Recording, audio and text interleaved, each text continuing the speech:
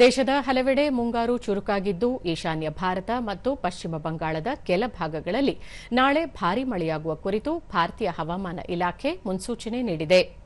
ಮುಂದಿನ 4-5 ದಿನಗಳಲ್ಲಿ ಕರ್ನಾಟಕದ ಕೆಲವು ಭಾಗಗಳು, ಮಹಾರಾಷ್ಟ್ರ, ತೆಲಂಗಾಣ, ಆಂಧ್ರಪ್ರದೇಶ, ಪಶ್ಚಿಮ ಬಂಗಾಳ, ಒಡಿಶಾ, ಜಾರ್ಖಂಡ್, ಬಿಹಾರ ಮತ್ತು ದಕ್ಷಿಣ ಛತ್ತೀಸ್ಗಢದ ಹಲವು ಭಾಗಗಳಲ್ಲಿ ನೈಋತ್ಯ ಮುಂಗಾರು ಮತ್ತಷ್ಟು ಚುರುಕಾಗುವ ಕುರಿತು ತಿಳಿಸಿದೆ.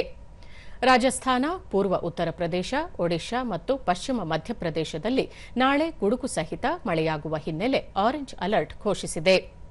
ದೆಹಲಿ, ಹರಿಯಾಣ, ಚಂಡೀಗಢ, ಪಂಜಾಬ್, ಹಿಮಾಚಲ ಪ್ರದೇಶ ಮತ್ತು ಉತ್ತರಾಖಂಡಗಳಲ್ಲಿ ನಾಳೆ ಗುಡುಗು ಸಹಿತ ಮಳೆಯಾಗುವ ಮುನ್ಸೂಚನೆ ನೀಡಿದೆ.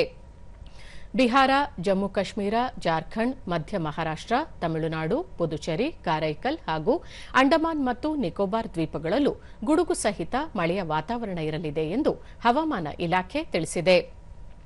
ಮರಾಠವಾಡದಲ್ಲಿ ಉಷ್ಣ ಅಲೆಯ ವಾತಾವರಣವಿದ್ದರೆ ಮುಂದಿನ 2 ದಿನಗಳಲ್ಲಿ ಕೊಂಕಣ ಮತ್ತು ಗೋವಾದಲ್ಲಿ ಬಿಸಿ ಮತ್ತು ಆರ್ದ್ರ ವಾತಾವರಣವನ್ನು ನಿರೀಕ್ಷಿಸಲಾಗಿದೆ. ಇನ್ನು ರಾಷ್ಟ್ರ ರಾಜಧಾನಿ ದೆಹಲಿಯಲ್ಲಿ ನಾಳೆ ಗರಿಷ್ಠ ತಾಪಮಾನ 38 ರಿಂದ 40 ಡಿಗ್ರಿ ಸೆಲ್ಸಿಯಸ್ ಇದ್ದರೆ ಕನಿಷ್ಠ ತಾಪಮಾನ 25 ರಿಂದ 27 ಡಿಗ್ರಿ ಸೆಲ್ಸಿಯಸ್ ಇರಲಿದೆ ಎಂದು ಭಾರತೀಯ ಹವಾಮಾನ ಇಲಾಖೆ ತಿಳಿಸಿದೆ.